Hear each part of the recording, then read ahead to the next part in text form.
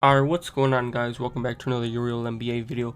So in today's video, I'm going to be talking about Daniel Gafford.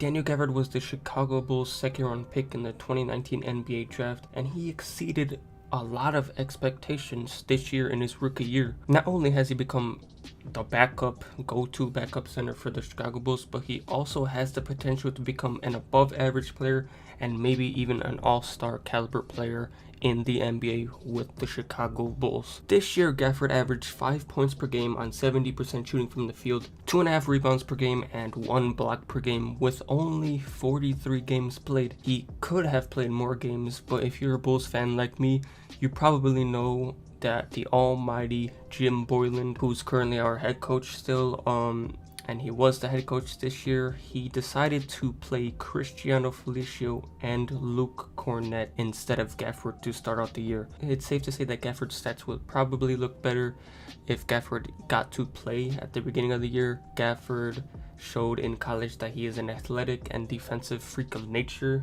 so it doesn't make sense why Boylan didn't play Gafford to start out the year. So yeah, he missed out on some games at the beginning of the year. Also, he had some injury problems later in the year, so he wasn't able to play that much games. He only played 43 games, and in those games he averaged 14 minutes per game, and if you translate those numbers to per 36, he would have averaged something like 13 points per game, 6 rebounds per game, 3 blocks per game on 70% shooting. Like I said, Gafford has a lot of upside.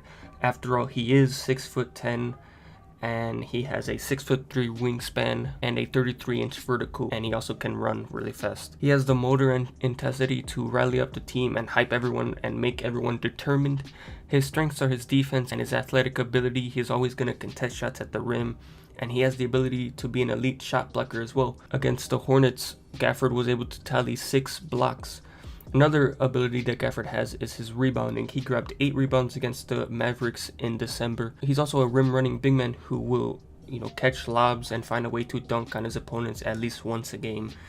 He's also shown flashes of becoming somewhat of a scoring threat when he scored 21 points against one of the top defenses in the league and one of the top teams in the league, which was the Milwaukee Bucks, and Gafford scored 21 against them in November. As for right now, I think Gafford can possibly become an all-star in the NBA eventually.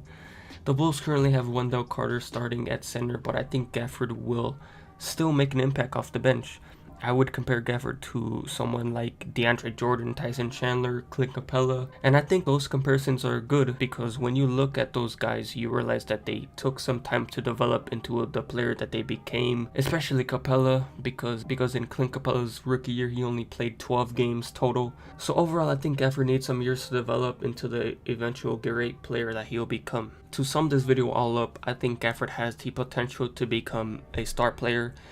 At minimum, I think he can be a really good role player who will come in off the bench and, contest shots at the rim, be a good defensive player, and be a good rebounder, and, just show a lot of intensity on the court. So yeah, I think his ceiling is a star player, and I think his floor is a really good role player who can come in and contribute to the team well. As for his future with the Bulls, I think he'll stay with the Bulls and be, the backup center for the Bulls. And I think with the new coaching and new, front office, I think Gafford will be able to develop, better than he did in his rookie year. That's gonna be all for the video. Hopefully you guys enjoyed. Please like and subscribe.